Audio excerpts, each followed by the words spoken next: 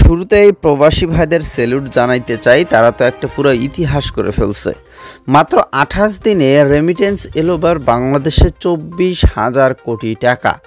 ছাত্র জনতার আন্দোলন কেন্দ্র করে সৃষ্ট পরিস্থিতির প্রভাব পড়েছিল রেমিটেন্স ও বিদেশি মুদ্রা রিজার্ভে।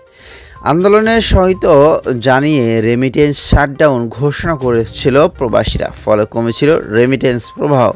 তবে আন্দোলন সফল হলে তথা সরকার পতনের পর বাড়তে থাকে রেমিটেন্স প্রবাহ। আগস্ট মাসের প্রথম 28 দিনে দেশে বৈধ পথে প্রবাসী আয় বা রেমিটেন্স এসেছে $2 বিলিয়ন বেশি। বৃহস্পতিবার কেন্দ্রীয় ব্যাংক সূত্রে এই তথ্য জানানো হয়েছে। কেন্দ্রীয় ব্যাংকের তথ্য অনুযায়ী আগস্ট মাসের 28 তারিখ পর্যন্ত রেমিটেন্স এসেছে $207 কোটি, টাকার হিসেবে যা 24,000 কোটি। গত বছর একই সময় রেমিটেন্স এসেছিল $143 কোটি। সে হিসেবে রেমিটেন্স প্রবাহ বেড়েছে 31%। গত জুলাই মাসে 191 কোটি মার্কিন ডলারের রেমিটেন্স দেশে পাঠিয়েছিল প্রবাসীরা, যা গত 10 মাসের মধ্যে সর্বনিম্ন। কেন্দ্রীয় ব্যাংকের তথ্য বলছে, গেল 2023-24 অর্থবছরের প্রায় প্রথম মাস 2023 সালের জুলাইয়ের রেমিটেন্স এসেছিল 197 কোটি 31 লাখ, আগস্টে 159 কোটি 94 লাখ, সেপ্টেম্বর 133 কোটি 43 লাখ, অক্টোবর 197 কোটি 14 লাখ।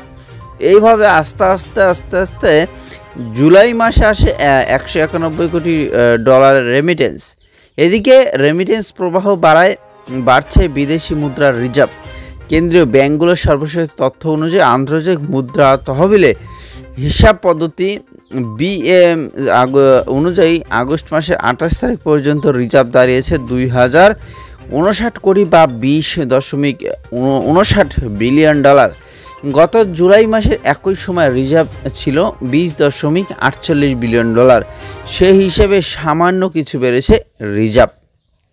যাই হোক দর্শক শ্রোতা, এই হচ্ছিল অবস্থা। আমাদের রেমিটেন্স যোদ্ধারা তারা কিন্তু খুব বাংলাদেশের যে বর্তমান সিচুয়েশন, এই সিচুয়েশনে তারা ভালো জোরদার দিয়েছে রিজার্ভ।